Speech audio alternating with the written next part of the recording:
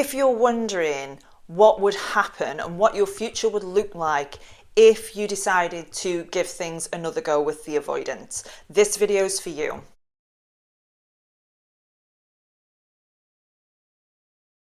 Hi, I'm Amy and welcome back to my channel. Welcome if you're new here. I'm a certified attachment style coach and I help anxious attachers break the cycle of avoidant and emotionally unavailable partners so that they can thrive in their independence and prevent future heartbreak. And this video is going to be based on my own personal experience, plus what I've heard from clients and also the training that I've done around this topic. But before I start, if you're interested in what your attachment style is, I do have a free attachment style quiz. The link is in my bio. But let's get into the video. I often get asked what the future would look like if you stayed with an avoidant. And just a quick caveat, this is unhealed avoidance and emotionally unavailable people. If it is that you decide to stay with somebody and you're both going to heal together or at least work towards it, absolutely go for it. What I'm talking about here is if your partner is not interested in any sort of healing or introspection, what would it look like? And consider me your ghost of Christmas future. And those of you that have followed me for a while will know that I was in a 7-year on and off relationship with a dismissive avoidant partner. So I feel like I'm quite well placed to offer you some sort of insight as to what might happen if you did. And before we start, I can hear yourself asking, but if I'm healing, maybe that'll improve the relationship. And this is exactly what happened to me. I'm talking sort of 3 years into the relationship, I started to get into self-help, self-development, and later on healing my attachment style. And what I mistakenly assumed was that I could do the work on myself and that person would respond to me showing up differently. And I just want to get that out of the way first of all, that it doesn't matter. If that person is refusing to look at themselves or to do anything really to improve what their patterns are, healing their traumas, changing how they perceive relationships, or learning about what secure relationships look like, I want to prepare you because it's about to get extremely exhausting. When you are doing the work on yourself, and if you're doing that work to help the relationship, you're going to feel exhausted pretty quickly because you're not going to be seeing the benefits of doing the work. You're not going to be seeing the benefits of going through your trauma. Maybe you're with a therapist, maybe you're going through this with a coach or a counselor, and you're not seeing the benefits from that in the other person. If it is that you've just learnt about attachment styles and you're thinking, well, okay, now I know this piece of information, and I fell into this too, you guys. I thought, now that I know what the problems are, we can fix them and we'll be okay. But when you're the only person fixing it, when you're the only person fixing, not that there's anything you need to really fix, but when you're the only person doing the work and breaking your patterns, going through what your attachment style is, healing all of that past trauma, and you're with somebody who isn't reciprocating, you're going to feel resentful. You're going to feel really stuck. You're going to feel frustrated. You're going to still have the times where you feel hopeful. Maybe they do occasionally say, oh yeah, I can see exactly how my upbringing affects how I conduct myself in relationships today. And it feels like hope. And you think, oh, they get it. Maybe they'll change.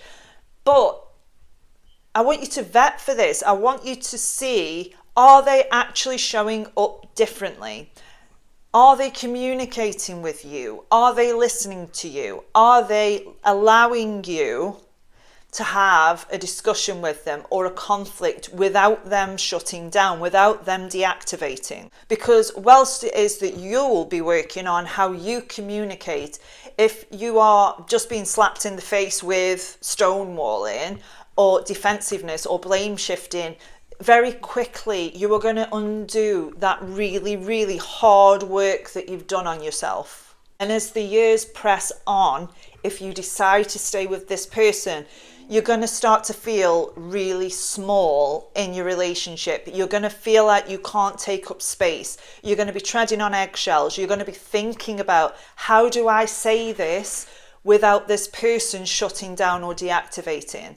You're going to feel ignored. You're going to feel invisible. You're going to feel unprioritized. And a lot of the time in my relationship, even when I was living with my partner, used to frequently think he doesn't care about me, because he never showed that he did. I would get still the occasional breadcrumb of affection or something that felt like love, something that felt like hope, but it was never enough. And I used to start then blaming myself, and I made excuses for his behavior. And I need to be more patient. I need to be more forgiving. In other words, I need to do more to fit in with this person. And oftentimes, particularly in conflict, I would lower myself to his level and I would start to mirror him, even though that wasn't in my nature. It wasn't in my nature to stonewall somebody. I would find myself doing it in the hope that if he sees how it makes him feel, he might stop doing it. And to be honest, guys, I tried way too hard. And in a secure relationship, you will not have to try this hard. And then I started to notice how my anxious attachment was creeping back in. And I would get really needy. I would want a lot of reassurance. And again, I was thinking, oh, this is my fault. This is my attachment style coming in. But when I come out of the relationship, I could see clearly that my reactions were perfectly reasonable considering the behavior of my ex-partner. Of course, I was going to feel like I wasn't good enough. Of course, I was going to feel ignored because he was ignoring me. And I started to go into real self-blame, and I noticed depression started to creep in. My self-esteem was suffering. My mental health was suffering. And this is discounting the amount of times that this person ended the relationship quite abruptly. And when I say abruptly, it would have been after a conflict, for example, or if I tried to state a need, that person would insinuate that they were going to either dump me or move out. And I was starting to feel quite afraid of saying anything. So if it is that you're with somebody who doesn't see how their actions are affecting you, or they don't want to see it, or they think that you should just be okay with it, you are going to suffer. And every time, I mean, I've lost count, you guys, of how many times this person ended the relationship with me. And every time they did it, it chipped away at my self-esteem every single time. And I never even discussed it with them because, number one, I was so relieved that we were back together. And number two, I was afraid of rocking the boat. I was so afraid that this person would see it as a criticism and then they would emotionally distance themselves or end the relationship. So if it is that you're sat there thinking, well, maybe we could work it out. Maybe if I heal and show up differently, they would respond differently to me. And I'm not here saying to you whether you should or shouldn't give it another go. I'm not.